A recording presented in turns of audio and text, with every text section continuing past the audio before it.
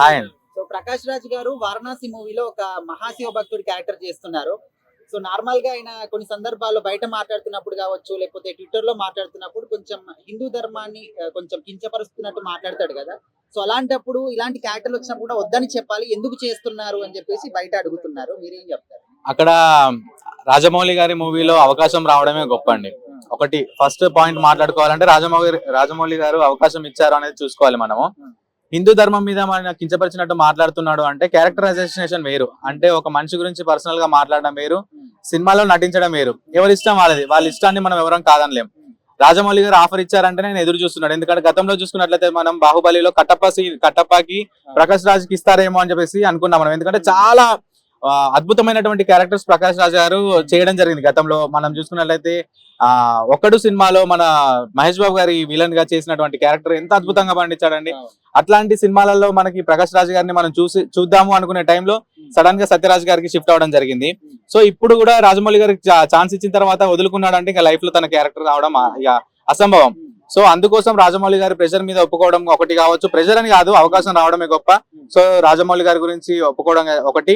ఇంకొకటి హిందూయిజాన్ని తక్కువ చేసి మాట్లాడుతున్నాడు, అలాంటి క్యారెక్టర్లు ఎందుకు చేస్తున్నారు అని చెప్పేసి కామెంట్లు పెడుతున్నప్పుడు ఓకే, ఎవరి పర్సనల్ వాళ్ళది, ఎవరు కించపరిచినట్టు మాట్లాడినా కూడా అలా అనుకుంటే అనసూయ గారు కూడా చాలా సార్లు మనం ఇన్ని రోజులు మాట్లాడుకున్న టాపిక్ లో అనసూయ గారిని కూడా చాలా మంది తిట్టడం జరిగింది. కానీ ఇప్పుడు తనకి అవకాశాలు ఇవ్వడం ఆపేశారా? ఎవరు ఆపేరు కదా. టాలెంట్ ఉంది అని అంటే ఏ క్యారెక్టర్ అయినా ఏదైనా సరే ఎవరైనా చేయగలరు. దానికి ఎవరు కరెక్ట్ అనేది సూటబుల్ అనేది చెప్పేసి డైరెక్టర్ కి మాత్రమే. ఎంత పెద్ద డైరెక్టర్ ఆఫర్ ఇచ్చినా కూడా రేపు పొద్దున సినిమా చూడాల్సింది జనాలే. మరి జనాల ఒపీనియన్ కూడా మీరు గౌరవించాలి కదా అని చెప్పి ఆ రకం కూడా అంటే ఇదే క్వశ్చన్ ఇప్పుడు మీరు సినిమా రిలీజ్ అయిన తర్వాత ప్రకాష్ రాజ్ గారు నటించిన తర్వాత అరే ప్రకాష్ రాజ్ తప్ప ఇంకెవరు నటించలేరు రా బాబు అనేటట్టుగా చేసుకోవడమే కదా తన కెపాసిటీ. ఎందుకు నేను ఇట్లా ట్రోల్ అవుతున్నా, నెగటివిటీ అవుతున్నా, ఇది చేసేనే నేను పాజిటివిటీ అవుతా, జనాలలో పాజిటివ్ టాక్ తెచ్చుకుంటానని చెప్పేసి కూడా తన మనసులో అనుకొని ఈ సినిమా ఒప్పుకున్నాడేమో. జనాలు చేసిన తర్వాత అరే ప్రకాష్ రాజ్ ఏం చేశారా అని అంటే తనకు అంతకు మించిన అదృష్టం ఏముంటుంది చెప్పండి. ఒక మనిషి తిడుతున్నాడు అంటే తిట్టిన చోటనే మళ్ళీ గౌరవించేటట్టు చేసుకోవాలి. మన లైఫ్ లో ఉన్నటువంటి లోపాలు చూపిస్తున్నారంటే నా లోపాన్ని నువ్వు ఎందుకు చెప్పావురా అనే కంటే ముందు ఆ లోపాన్ని మార్చి ఆ పర్సన్ దగ్గరికి వెళ్తే ఎంత బాగుంటది.